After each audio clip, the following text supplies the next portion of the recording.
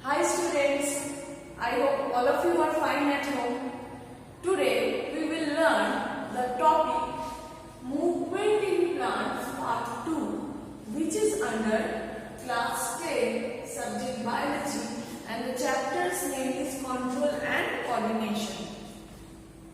Previously in every video, as I have told you that topics of this chapter are made just for your conception or for your knowledge.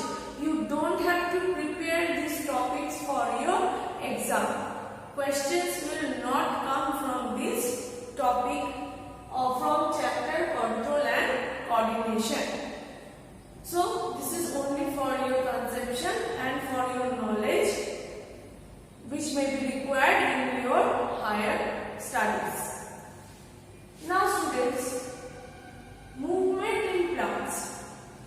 Previously I have made one video which is named as Movement in Plants Part 1. Now in that video we learned in detail about movements that do not involve growth. If you classify movement in plants, then we can classify the movement in plants into two ways. It is movements that do not involve growth and movements that are due to growth. In our previous video, Movement in Plants Part 1, we have already learned about this part, that is movement that do not involve growth. In today's video, we will learn about movements that are due to growth. So let us start. Movements due to growth. These are phototropic, geotropic, hydrotropic and chemotropic movements. So movement due to growth in plants are phototropic, geotropic, hydrotropic and chemotropic movements. Now let us study how growth is related to movement. These topics, phototropic, geotropic, hydrotropic and chemotropic, I will explain you after some time. First let us learn that how growth is related to movement with an example of tendril. I hope students you have seen a tendril. So what is a tendril? Tendril, it is a green wire-like structure produced in some plants like pea, gourds, cucumbers, etc. So what is a tendril? It is just like a wire-like structure like this. Okay? And it is produced in some plants like pea, gourds, cucumber. Pea, gourds, cucumber, etc.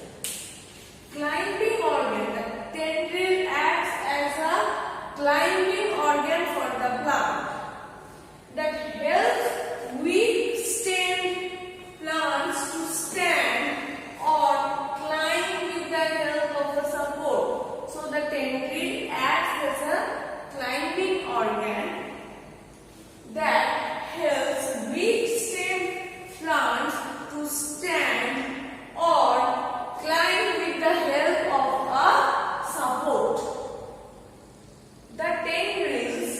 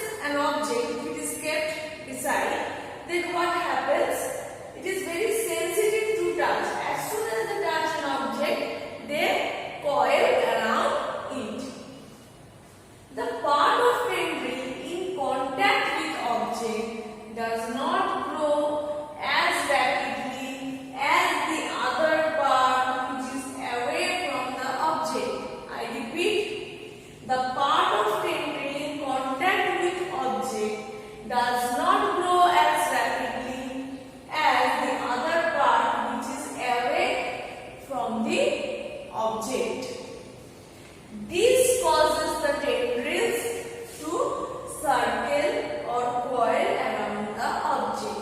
So as the tendril is coiling around the object, growth in that part is relatively slow than the other part of the plant which is away from this object.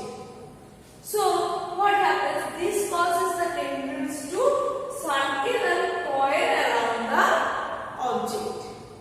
Since the growth is directional, it appears that the plant is moving. Since the growth occurs in a particular direction, it appears that the plant is moving. Now students, you observe the diagram carefully. This diagram shows the tendril in a pea plant.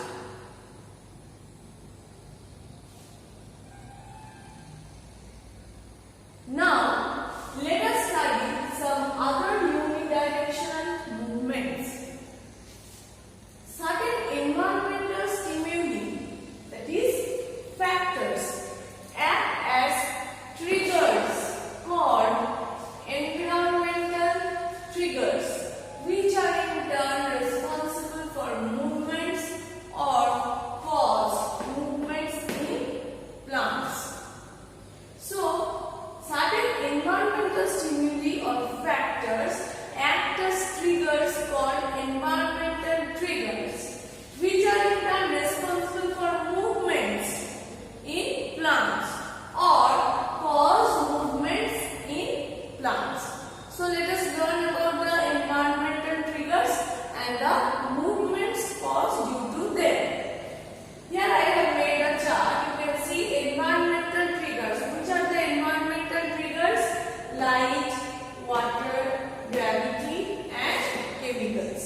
Now, due to light, the movement which is produced is phototropic movement. The movement caused due to the water is called hydrotropic movement. Movement caused due to gravity is known as geotropic movement, and the movement caused due to certain chemicals is known as chemotropic movement. So, phototropic movement, hydrotropic movement, geotropic movement and chemotropic movement. So, these are the different movements in plants. These movements are all directional. These movements are all in a particular direction. So, these movements are all directional. They may be towards the triggers. They may be towards the trigger, like towards the light, towards the water, towards the gravity or towards the chemicals. Then it is known as a positive movement, or away from the trigger source, away from the trigger source. Then it is known as negative movement. Away from the trigger source means away from light, away from water, away from the gravity or away from chemicals. Then it is known as a negative movement. Such movements are called tropic movements. Such movements are called tropic movements, such as phototropic movement,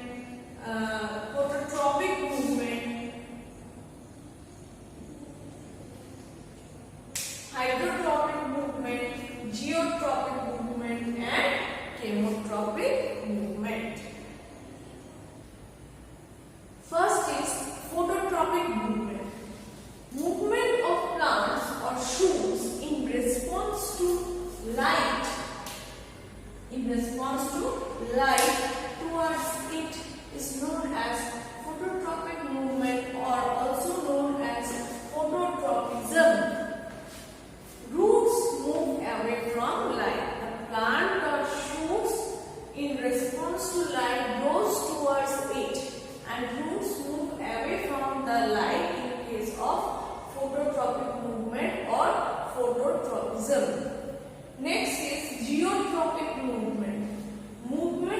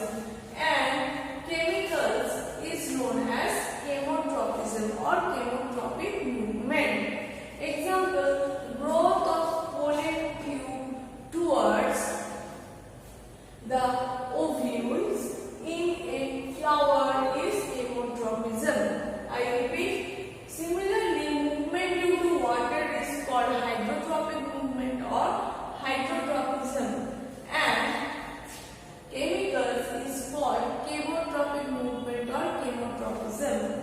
Example, growth of pollen tube towards the ovules in a flower is an example of chemotropism. So students, this is all about today's topic. I hope today's topic is clear to you. I will show you some pictures after this, so you observe the pictures carefully. Till then, we will meet again in our next video. So till then, bye to you and take care of yourself and study properly and keep watching the video.